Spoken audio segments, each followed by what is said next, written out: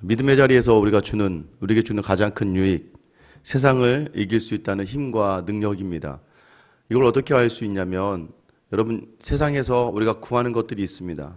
기도하면요, 그것을 채워주세요. 채워주심을 경험하는 것도 은혜입니다.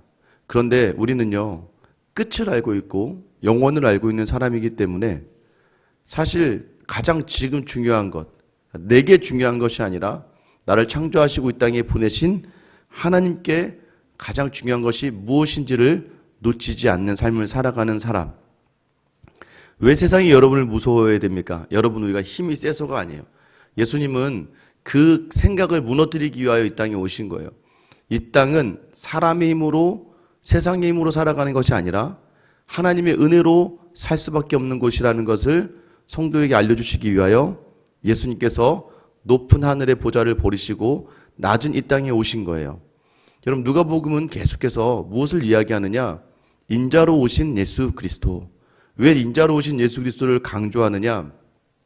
당시 헬라 문화 사람들이 가지고 있는 신에 대한 생각들, 그리고 특별히 당시 많은 사람들이 가지고 있던 복에 대한 생각들, 물질 만능주의, 힘이 있고 돈이 있는 사람, 힘이 있는 나라가 지배하는 세상 속에서 이 땅에 인간의 몸을 입고 오신 예수 그리스도만이 우리의 참 대속을 감당해 주시고 우리의 참 구세주가 되신다는 것을 강조하기 위해서예요. 그래서 누가복음은 마태복음과 달리 물질에 대한 부분을 계속해서 이야기합니다. 마태복음에서 뭐라고 이야기해요? 심령이 가난한 자는 복이 있나니라고 산상수훈에서 이야기하지만 누가복음에서는요, 가난한 자는 복이 있나니라고 이야기해요. 또 누가복음에 나오는 여러 가지 이야기들 중에 부자와 나사로, 부자가 왜 천국에 못 가는지에 대해서는 기록하지 않지만 부자는 지옥에 가요. 그러나 거지 나사로는 천국에 가죠. 물질에 대한 생각, 모든 사람들이 물질로, 돈이 있어야 행복하고 돈으로 충만하게 살 수 있다고 하는 생각을 다 무너뜨리게 되는 것이죠. 그리고 가장 중요한 게 뭐예요? 영생을 붙드는 삶, 행복을 붙드는 삶. 최근 들어 같이 우리가 나눴던 말씀들이 그것이었어요. 편리함이 행복이 아니라는 거예요. 불편함이 꼭 불행이 아니라는 거예요. 내게 있는 자리를 어떤 시선으로 바라보느냐래요. 제가 미얀마에 갔을 때 느꼈던 것은 그분들이 불행하다고 생각하는 눈빛을 보지는 않았어요. 거기 있는 것, 물론 세상을 경험하고 더 좋은 곳을 바라보고 나면 이제 자신들의 처지와 상황이 굉장히 후회스럽고 또 갑자기 비교하면서 무너지겠지만 자신들 나름대로 그 삶에서는 만족하고 기뻐하고 그 누구보다도 웃고 그 누구보다도 즐겁고 그 누구보다도 행복했어요. 어떻게 바라보느냐가 우리의 하루의 삶을 또 올 한 해의 삶을 좌우한다는 걸 여러분 놓치지 마셔야 돼요. 결핍에 집중하고 비교하면 자꾸 힘들어져요. 여러분, 저는 여러분들이 내가 아무것도 가지고 있는 게 없다 할지라도 내 형제가, 내 자매가, 내 주변에 누군가가 내가 없는 것을 가지며 즐거워하는 그 자리에서 시기하고 질투하고 내 마음이 어려워지고 내 마음이 힘든 게 아니라 그 사람을 넉넉하게 축복할 수 있는 그 믿음의 분량이 서기를 예수님의 이름으로 축원합니다. 여러분, 왜 그래요? 우리가 얼마나 값진 존재인지를 놓칠 때 우리가 그렇게 됩니다. 여러분, 13살, 15살짜리 소녀 마리아가 임신을 한대요. 성령으로 임신을 했대요. 마리아가 얼마나 당황스럽고 놀라웠겠습니까? 그래서 사촌, 거의 할머니가 된 엘리사벳을 찾아갑니다. 엘리사벳이 6개월 전에 세례 요한을 잉태했거든요. 그것도 주의 천사가 오셔서 말씀해 주신 거예요. 그 엘리사벳을 보고 나니까 이제 조금 더 확신이 생겨나요. 엘리사벳 안에 이 세례 요한이 예수님을 임신한 마리아가 오자마자 태중에서 막 뛰놉니다. 제가 말씀드렸죠. 뛰논다는 건 경배한다는 거예요. 마음 다해 경배하고 엘리사벳도 마리아에게 네가 정말 복이 있다.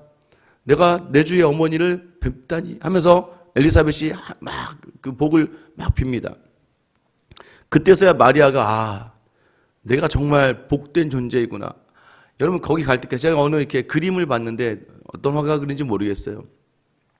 엘리사벳의 집에 도착한 마리아였어요. 근데 마리아가 어떻게 왔냐면 그 그림에서는요, 막 엘리사벳 한번 과야지 이렇게 오는 게 아니라 살짝 남의 집 그 벽 뒤에 숨어서 엘리사벳의 집을 이렇게 보고 있는 거예요. 엘리사벳이 임신한 채로 살짝 나와 있는 걸 보고 들어가려고 하는 그 장면의 모습이었어요. 그러니까 몰래 혹시나 맞나? 틀리나? 이 주의 천사가 내게 말씀해 주신 것이 맞나 틀리나? 근데 그런 엘리사벳과의 만남 속에서 마리아에게 이제 확신에 찬 하나님을 향한 찬양이 오늘 본문에 나오게 되는 거예요. 46절에 보면 마리아가 이르되 내 영혼이 주를 찬양하며 내 마음이 하나님 내 구주를 기뻐하였음은 그 여종의 비천함을 돌보셨습니다. 보라 이제 후로는 만세의 날을 복이 있다 일컬이로다. 마리아가 찬양합니다. 여러분 내 영혼이 주를 찬양한다. 여러분 찬양하는 삶을 살기 원하십니까? 찬양은 항상 뭐가 동반되어야 되는 줄 아세요? 내 구주를 기뻐함의 자리가 동반되어야 돼요. 여러분 기뻐하는데 어떻게 왜 기뻐요? 나를 구원하신 예수로 말미암아 기뻐하는 거예요. 이 땅의 삶은요, 오늘 마리아가 비천함 속에 살아갈 수 있습니다만은 우리의 영혼을 우리의 구원의 주님 되신 예수님이 구원해 주시고 우리를 이끌어 주셨기 때문에 기뻐함 가운데 찬양을 담아 나오는 거예요. 저는 우리가 정말 찬양하는 삶을 살고 있는가?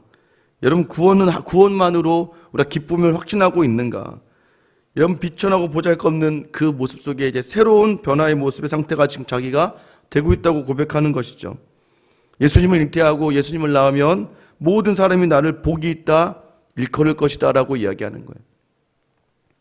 너무나 역설적이죠. 지금 상황은 안 그래요. 약혼한 정혼자가 있음에도 임신을 해버렸어요.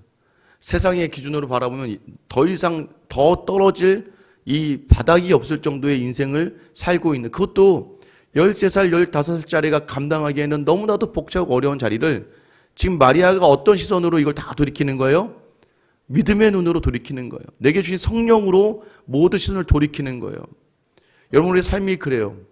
매일매일 삶이 되는 것보다는 안 되는 게 많고 내 손에 쥐어질 것보다는 내 손에서 뺏어갈 것들이 더 많고 내가 붙들고 있을 수 있는 것보다는 내가 붙들 수 없는 것들이 더 많은 삶을 살아가는 우리 비천한 삶 속에서 여러분 우리가 마음껏 찬양하고 기뻐할 수 있는 이유 단 하나는 바로 예수님을 만나고 그 예수님 나의 구주가 되심을 고백하며 오늘도 여전히 나의 생각과 틀린 이 하루의 삶 속에서 그럼에도 우리 주님은 나를 포기하지 않으시고 붙드시고 나로 늘 이끌어 주시기 위하여 손을 내밀어 주신다는 거예요. 여러분 오늘 그 예수님을 만나고 붙들며 나아갈 수 있는 귀한 하루, 귀한 한 주가 되시기를 축원합니다. 여러분 49절에 보세요. 능하신 이가 큰 일을 내게 행하셨으니 그 이름이 거룩하시며 긍휼하심이 두려워하는 자에게 대대로 이르는도다. 여러분 큰 일을 또 긍휼하심을 반드시 우리에게 행하신다는 것을 말씀하고 있어요. 능하신 이, 강하고 능력이 있으시다. 여러분 동정녀를 통해서 이 땅에 오신다. 성령으로 잉태돼서 이 땅에 오신다는 특별한 능력도 있지만 여러분 그것보다 어떤 능력이 있습니까? 우리를 위해 아들을 보내시는 큰 일을 행하셨다는 거예요. 이거는 아무도 못하고 어떤 이 땅에 존재도 못하는 것을 하나님이 자기 아들을 이 땅에 보내셨다는 것이죠. 누굴 위해서입니까? 긍휼하심을 주기 위해. 누구에게? 두려워하는 자에게. 두려워한다는 게 뭐야? 경외하다는 의미를 가지고 있어요. 하나님을 경외하는 자에게 긍휼을 베푸신다는 거예요. 여러분 그래서 우리가 기도하는 이유가 무엇입니까? 간구하는 이유가 무엇입니까? 기도해 보세요. 믿음으로 하시면 되는 거예요. 믿음으로 간구하고 하나님을 두렵고 떨리는 마음으로 바라보며 기도하고 나아가면 하나님은 반드시 하나님의 응답을 우리에게 주세요. 두 가지죠. 상황을 확 변화시켜 주셔서 놀라운 일을 경험하게 하시고 또 하나는 뭐예요? 나를 완전하게 강하게 하셔서 그 상황들이 아무것도 아니게 만들어 버리시는 그 놀라운 기적의 역사를 우리에게 허락하신다는 거예요. 하나님은 상황도 바꾸시는 거예요. 여러분 그것을 그냥 터부시하면 안 돼요. 우리의 상황과 환경도 하나님이 언제든지 바꾸실 수 있어요. 하나님이 결정하시고 작정하시면 어제와 너무나도 다른 오늘 하루를 살아갈 수가 있어요. 그런데 하나님께서 우리를 더 강하게 하셔서 그게 없어도 그게 내 손에 주어지지 않아도 하나님과 함께함을 느끼고 그 상황 속에서 또 감사와 행복을 느낄 수 있다는 거예요. 여러분 생각해 보세요. 뭐가 갑자기 달라지겠습니까? 여러분의 남편이 뭐 갑자기 오늘 달라지겠습니까? 여러분의 아내가 오늘 갑자기 달라지겠습니까? 자녀가 갑자기 오늘 아침에 무엇이 달라지겠습니까?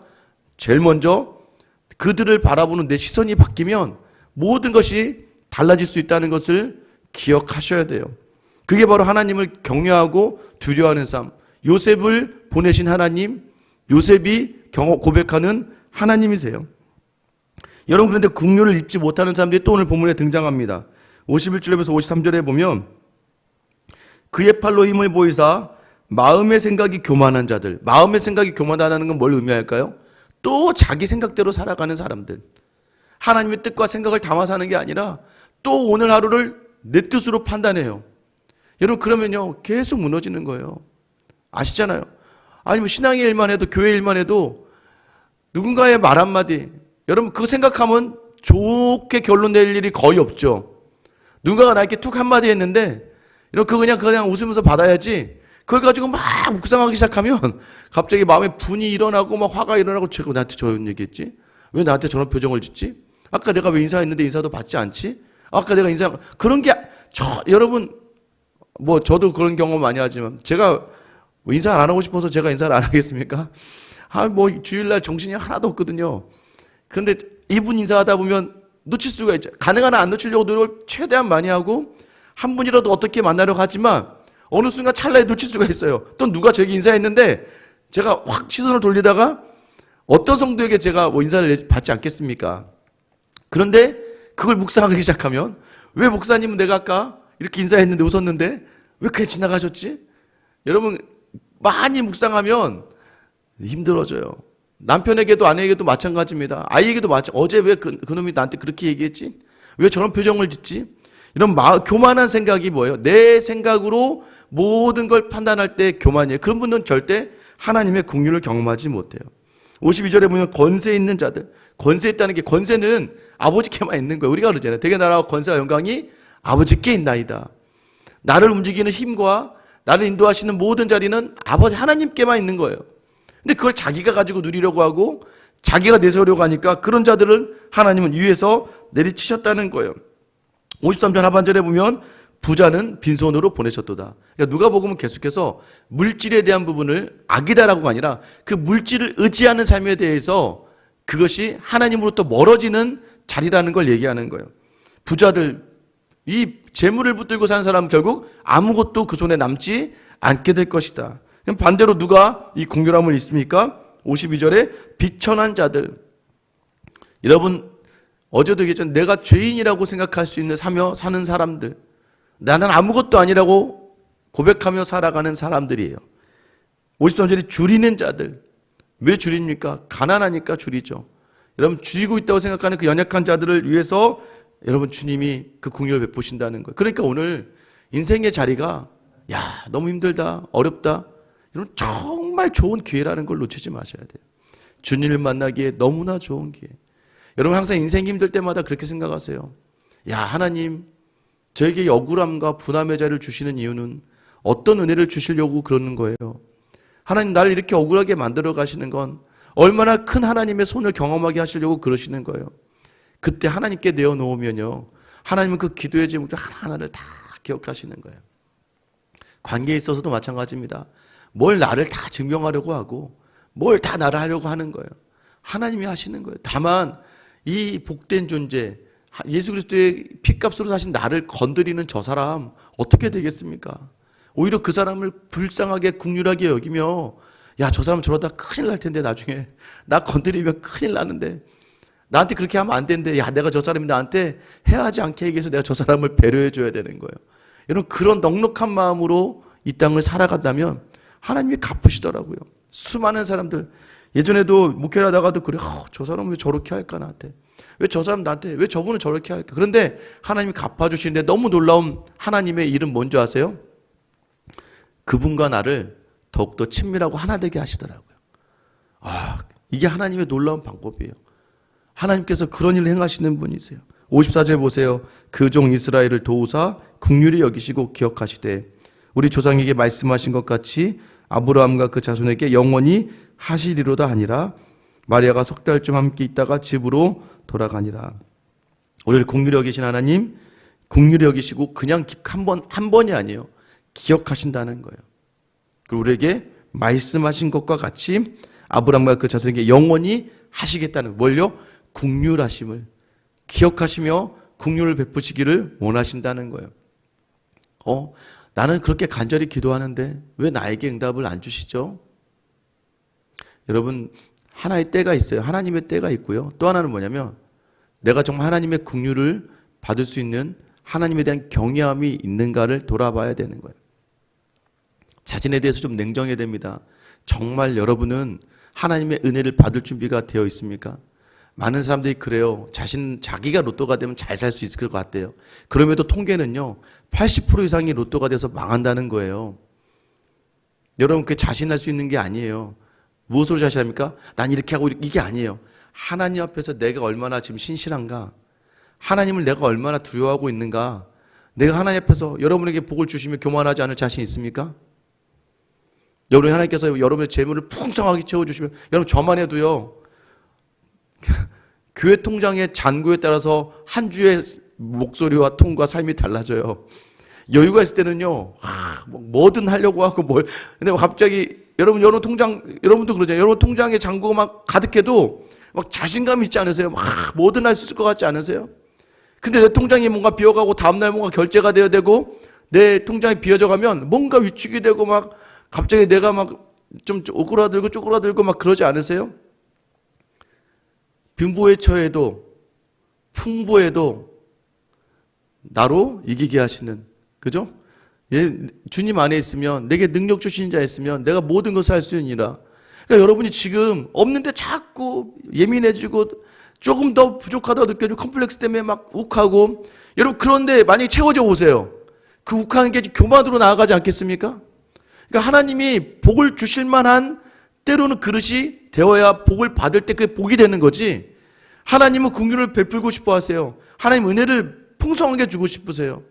그런데 내가 믿음의 분량이 되지 않으면 오히려 그게 저주가 될 수 있다는 거예요. 가나안 땅이요, 믿음으로 받고 순종할 때는 그게 풍성함을 나타내는 결실의 땅이 되지만 그들이 그 풍성함 속에서 하나님을 잊어버리고 이방과 우상을 찾는 자리가 되는 것 또한 가나안 땅이라는 걸 아셔야 돼요. 여러분, 오늘 조상에게 말씀하신 것 같이 아브라함과 그 전에 영원하시겠다는 건 뭐예요? 네가 하나님을 경외하고 하나님 보내주신 자리로 알고 오늘 내게 주신 자리가 가장 족한 줄 알고 감사하며 기쁨으로 모든 자리를 감당해내고 하루를 살면, 여러분 저는 이건 맞는 것 같아요. 감사는 더 감사를 낳아요. 맞아요. 감사하는 사람들에게 더 감사가 많아요. 근데 불평을 시작하기 시작하면 불평이 많아요. 불평이 계속해서 자기를 불평으로 몰고 가고요. 아까 있죠, 내 생각이 많아지면 내 생각만 더 많아져서 내 생각이 나를 곤두박질 치게 해요. 그러다 보니까 조금만 나와 달라도, 조금만 내 생각과 달라도, 누군가가 조금만 나보다 나아져도 막 마음이 불편해져요. 왜 그렇습니까? 하나님을 온전히 신뢰하지 않기 때문이에요. 오늘 시간 여러분을 복된 존재로 부르셨어요. 여러분, 마리아가요, 만약에 세상의 눈으로 자신을 바라봤다면 결코 이 찬양을 할 수 없어요. 어떻게 찬양을 합니까? 지금 13살짜리 15살짜리 아예 배가 임신되고 잘못된 돌에 맞아 죽게 생겼고 이거 알려지는 순간 다 죽음 가운데 있는데, 근데 내 영혼이 주를 찬양하며 내 구주를 기뻐합니다. 여종의 비천함을 주님이 돌보셨습니다. 여러분, 이스라엘 도우사 긍휼히 여기시고 말씀하신 대로 내게 영원히 이루어지이다. 여러분, 이런 찬양의 고백은요, 나를 보내신 하나님, 그 예수를 만나게 하신 그 하나님의 은혜, 또 나와 함께 하시는 예수님 안에 거할 때 이 찬양과 삶이 가능하다는 걸 여러분 아셔야 되는 거예요. 그럼에도 56절 보세요. 마리아가 석 달쯤 함께 있다가 집으로 돌아가니라. 누구와요? 엘리사벳과. 그래서 우리가 믿음의 교제가 중요해요. 이 찬양을 하고 나도요, 다시 집으로 돌아오면 현실 앞에 주어지니까 그걸 이길 수 있는 이 성도의 교제라는 거예요. 엘리사벳이 여러분 할머니예요. 그러나 이 제사장의 집안이고 이 아론의 계열 속에 있는 정말 뛰어난 지파 중에 하나죠.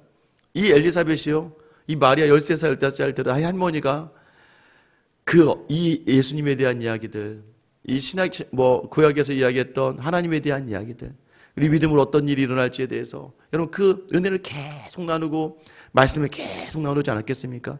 그 교제의 가운데 마리아가 더욱더 예수님을 낳기로 작정하고 아마 이제 3개월 후에 남편에게도 이제 요셉에게도 이야기할 수 있고 이 이야기들을 다 할 수 있지 않겠습니까? 여러분, 오늘 하나님의 음성에 순종하며 선 이 마리아의 삶에 하나님이 성령 충만을 주시고 예수 그리스도를 잉태한 그 삶에 담대함을 주시며 그 모든 시선이 변화되어 하나님 앞에서 온전히 살게 하시는 이 놀라운 찬양의 자리를 인도하신 것처럼 여러분 오늘 또 이번 한 주 여러분이 얼마나 복된 존재인지를 기억하시고 성령 충만을 구하시며 내게 주신 음성에 순종하며 나아갈 때 그 말씀이 우리의 삶을 강하고 풍성하게 붙들고 인도하여 주시는 그 은혜를 경험하게 되길 예수님의 이름으로 축원합니다. 기도하겠습니다. 하나님, 우리의 인생이 주를 찬양하게 하여 주시옵소서. 구원의 주님으로 말미암아 기뻐함으로 여전히 우리는 비천하고 연약하지만 그래도 늘 우리와 함께 하시는 주님을 인지하고 내 마음에 담으며 늘 주님을 잊지 않고 살아가는 얼마나 복된 존재인지를 아는 하나님의 사람들이 다 되게 하여 주시옵소서. 지난주 월요일보다 오늘 월요일이 다른 건 모든 가정의 삶과 직장과 사업의 삶이 달라진 건 하나도 없지만 내 안에 믿음이 주어지고 성령이 주어지기 때문에 가능한 일인 줄을 믿으며 오늘도 그 성령의 충만함으로 오늘도 은혜로 우리의 모든 자리를 돌아보며 하나님 복으로 바꿔내는 주님께서 세우신 복의 통로가 다 되게 하여 주시옵소서. 환난이 와도 핍박이 와도 풍요로 와도 여유가 있어도 오직 주님만 찬양하며 주님만 따라가며 이 모든 것 주신 주님 안에서 모든 것 할 수 있다는 바울의 고백이 우리의 고백이 되는 귀한 한 주가 되게 하여 주시옵소서. 감사하며 끝까지 우리에게 손을 내밀어 주시는 우리 주 예수 그리스도의 이름 받들어 기도드립니다. 아멘.